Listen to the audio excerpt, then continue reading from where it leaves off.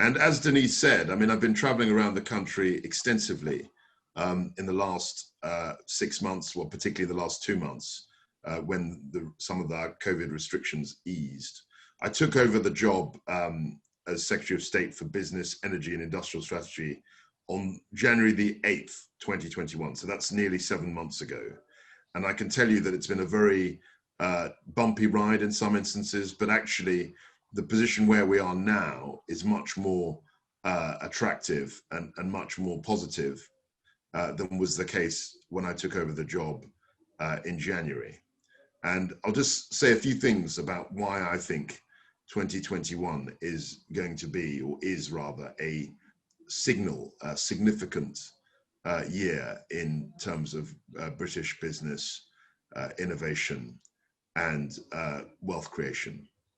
I think one of the things that I was struck with, and Denise very kindly introduced me, but she didn't say that I was energy minister for 18 months before I became Secretary of State. So I was what's called a junior minister. I was a Minister of State in the department for 18 months before I was essentially promoted to head the department.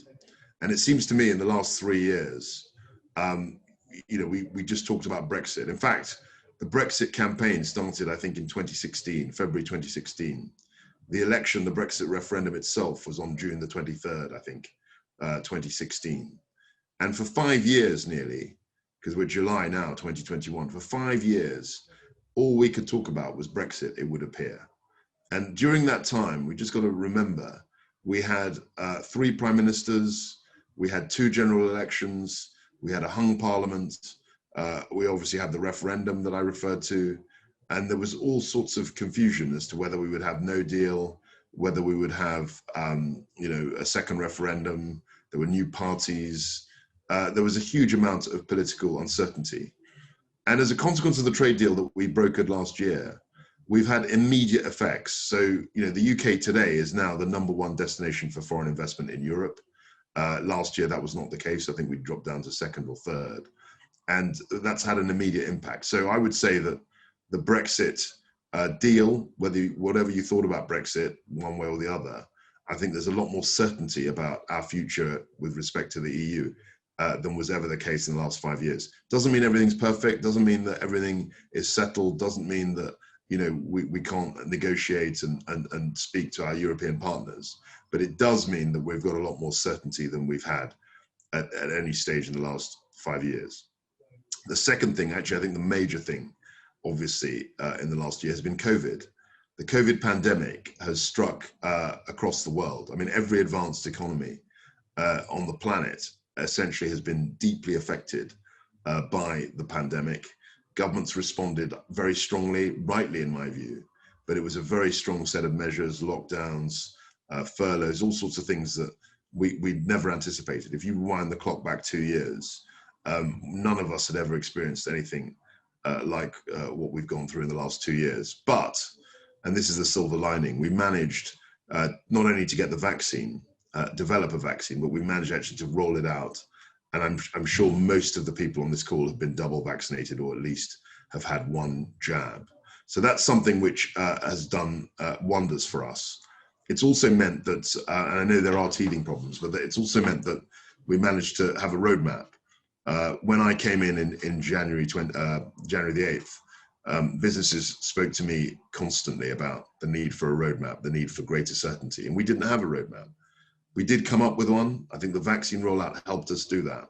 And I'm very pleased that as of today, on the 28th of July, or wherever we are, 30th of July, we've managed to hit the 19th of July target. We've opened up pretty much everything. There are still issues, I think, with the pingdemic, the so-called pingdemic. But I'm very hopeful that on August the 16th, everything should be resolved. And that's given us a real opportunity to kickstart, to drive the economic progress we want to see. And the last thing I would say, which is really significant, is the fact of the COP26 conference, the whole climate change agenda, the net zero agenda. Now, that's something which I was very much part of. I was promoting that agenda as energy minister, and clearly, as Denise said, as Secretary of State, I have a strong responsibility for it. And I think that gives us a huge opportunity. My view is that net zero decarbonisation, it's coming. It's a wave that's coming. Everybody pretty much is signing up to it. Everyone is talking about it. Businesses are thinking increasingly about it. And my view that given that it's coming, it's going to increase, not decrease. We have a choice as a country. We can either be at the forefront of it, leading it, or we can be a laggard and simply be reacting and becoming a price taker in this move. So one of my jobs is very much to keep us at the forefront in the leadership position on decarbonisation, and I think that's what certainly what we aspire to, and that's what we're doing. So those three reasons, in short, the EU trade deal, the successful rollout of the vaccine and a potential for bouncing back, and also the net zero agenda. And it's not just a green agenda as far as I'm concerned, it's a jobs agenda. I went to Teesside, I can see the investment of companies like GE Renewables making wind turbines for offshore wind. I've seen, the Nissan Gigafactory in Sunderland. I was there when that commitment of £1 billion was announced by Nissan to make batteries with Envision, which is a Chinese battery company. All of these things are pointing to the fact that we have a real opportunity in this country to build back better and have a very strong recovery. And the last thing I'll say on that is that, the IMF, I can't take their forecasts, all that as gospel, but they have revised up their forecast for UK growth. And at the moment, the IMF is predicting that of the G7 countries, the most economically advanced countries in the world, they think that the UK will be bouncing back the strongest of all of them, which is really something that I hope we can land. So it's been a very, very difficult time. I know that many of you have been incredibly resilient, and I know Mike has done a great job, not only as a business leader in the borough, but also as a community organizer. He brings people together in a very, very effective way. And I've worked with him for many years now, and I've always been impressed with the professionalism and patience that he brings to his work. And he has huge amounts of time for the local community as well. So I want to pay tribute to that. But I'm delighted also to be at this forum. It's great to connect with businesses. I know Alan rides, he's giving me the thumbs up. I think I don't know whether you managed to make it to Henley this year, Alan, but certainly have fond memories of years gone by. And it's great to see friends and local participants, local players in the business community. And I'm very, very happy now to answer questions. I don't have that much time because I probably rambled on a bit too long, but it'd be great to hear some of your questions.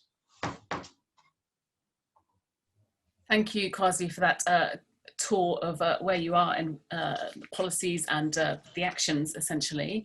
So please do put your questions in the chat, but we do have some questions. And talking of Alan Rides, let's put Alan's question up first. So obviously Spelthorne, both from your own constituency point of view and from a kind of national economic point of view, Heathrow is pretty critical from a transport, logistics and commerce perspective.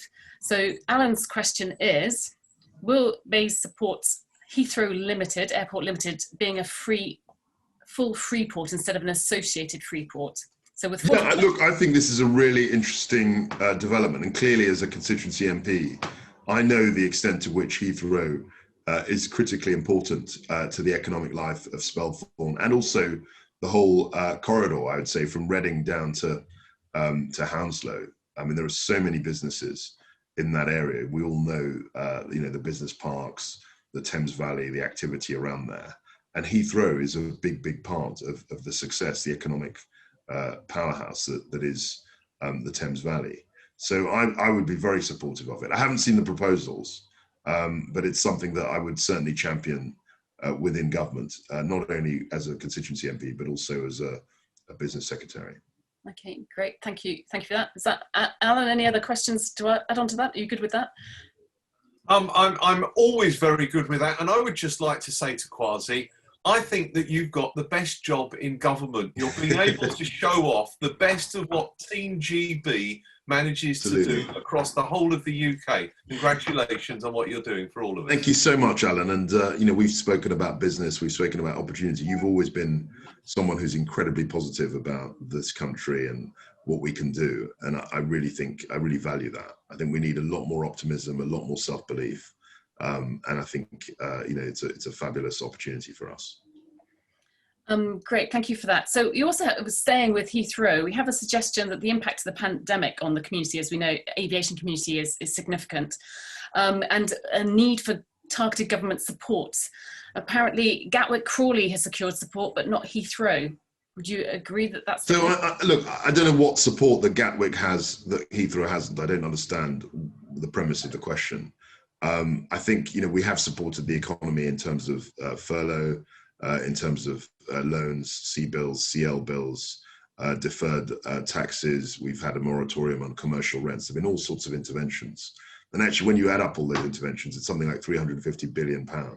Now, I hear, people want more specific interventions, sector-specific ones.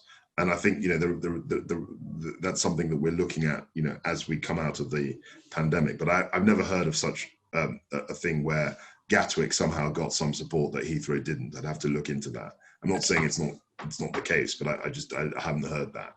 What I do know is that the aviation industry as a whole has been very, very adversely affected by the COVID pandemic. Clearly, there was a total fall in flights, huge loss of revenue, and airlines and airports are struggling. But I don't know anything about Gatwick somehow getting some preferential treatment from Heathrow. Get some investigation going onto that one. So staying with jobs then, as you mentioned earlier, obviously that's critical. So the suggestion from David Pugsley here in his question is, there's a skills shortage in critical areas like nursing, hospitality, HGV drivers. What is the future balance between homegrown skills development and immigration? Yeah, so I think that this is something which we need to talk about much more directly. We had an economy in the pre-Brexit period, which was essentially driven by high immigration. And it was great in a way for companies because they got quite low, they didn't have to pay that high wages, and they didn't also have to invest in homegrown people. We had something like 150,000 people a year coming from Eastern Europe every year. And I'm not saying that was a bad thing or a good thing. I was just saying that was the economic model we had. And then clearly once Brexit happened, we would have to rethink the model because we won't have that level of immigration. And one of the reasons arguably that Brexit won was because people were concerned about that level of immigration. So in a way, our economic model has to change, had to change. And one of the things that we need to look at as a government, as a society, is how we invest and educate people in this country to do the jobs that the economy requires. And I think one of the things that my department is doing, has concluded, is a skills audit. We look around the country and we can see, there are digital skills, there are management skills which we're lacking. There are also some sort of technical skills as well that we lack. Which we want to close the gap. It'll take time, and HGV drivers as well. But I think and it was always going to take time. You're not going to go from one economic system where you're having 1.5 million people coming in a year from Eastern Europe or whatever it was to another, and not have some sort of frictional cost. But I'm very, very focused on trying to invest in skills of people here to fill those gaps. Having said all of that, we are still going to have immigration. I mean, immigration is a fact of human history, but it'll be much more managed. Well, I guess as a result of an Irish grandfather and a Russian grandmother, I've got no. I'm happy that immigrants are allowed in this country, because I wouldn't be here if that weren't the case. But we all are. Everyone is an immigrant. Ultimately, everyone, unless you're descended from Bronze Age people who lived in the peat or bogs. I mean, everyone's come in at some point into this country. Absolutely. So thank you for that reply. Thank you for your question, David. Thank you for your reply, Kwasi. So healthcare question for you. The speed of change in healthcare in the last 12 months has been faster than the last 20 years, with the new need to evolve product and service offerings, both, to provide online supports, particularly with the absence and access to GPs, There's now a major opportunity for businesses to cut NHS costs and work in partnership. How should we make this happen? This is the fundamental question. Clearly, what has happened in the last year and a half is completely revolutionary. I mean, nobody anticipated, or people did, but they didn't quite know the effect of it. And we managed to come up with a vaccine within 11 months and distribute it to millions of people within 11 months. It's extraordinary. And we've all learned a huge amount about how we can actually, use government, use the private sector to solve problems, and also to roll out and distribute medicine, essentially. And I think that what we've learned is applying to, it's going to apply to cancer, it's going to apply to Alzheimer's, it's going to apply to, some of the chronic illnesses that people have suffered. Now, I can't tell you now in this answer exactly how we're going to change things, but clearly we have learned a great deal. Some of the things that I'm interested in are, I commissioned an innovation strategy from the department. So we're looking at investing more in life sciences, investing more in robotics and quantum computing. And the real key to this is getting business investment as well. So, it's an open invitation really to people to come up with ideas so that we can harness the private sector, because I think the private sector is not the enemy of the public sector. I think the public sector and the private sector can work really effectively, as we've seen in the COVID period. Okay, thank you for that. Thank you for that. So a last question for you. So let's look at mental health side of things. So what emotional and psychological support systems are the national leadership using to protect their own well-being? And second part of that, do you think that's an interesting question? Yeah. Okay, I'll let you answer that. Sure. I think we haven't really had time to think about. I mean, it's been non-stop for the last 18 months. I mean, I haven't really, as a minister, had time to think about my own well-being, emotional or psychological well-being, which is probably a bad thing. I'm not saying it's a good thing, but we've just been at full pelt. I'm traveling all the time. When I wasn't traveling all the time, I was on Zoom. I was in meetings. We were trying to deal with the pandemic, and we haven't probably looked after ourselves from an emotional and psychological point of view as well as we should have done. Okay, thank you for that. That's interesting insight. Do you think the systemic emotional and psychological support processes need to be improved in the UK's business arena? Absolutely. I think, I mean, I'm old enough, I'm 46 now. I mean, I'm old enough to remember, a time when we didn't really talk about mental health.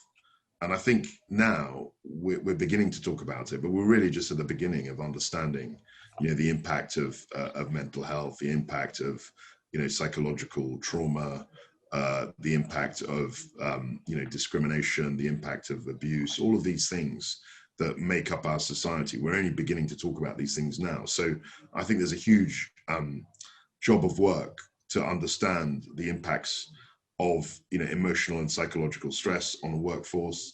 I think employers are much more understanding of these pressures now than they were 20 years ago. But I think we're still only at the beginning. So in terms of the question, I think the processes need to be improved. Now, how we do that is another question. What sort of measures we can bring in, what kind of education. A lot of it is to do with education and understanding. That's a separate question. But in terms of the question on the exam sheet, as it were, the exam paper, yes, absolutely. I think we do need to look more critically about what we can do to improve emotional and psychological well-being in the workplace. So I imagine specialists in that area certainly would be more than happy to have a chat with you to potentially I think so. Ideas and influence. And I've just seen the chat, COVID has brought mass trauma. Yeah, I mean, I think the full psychological impact of COVID will not be understood for many years. I mean, I'm seeing, certain, I went to Bronzefield prison, it's a horrific impact in many ways. Young mothers, in single mothers with 2 children under the age of 5, in a small flat, having to look after them in lockdown. I mean, it's really, really, the pressures are extraordinary, and I think it's only beginning to be understood. The impact of COVID on our society from a psychological point of view.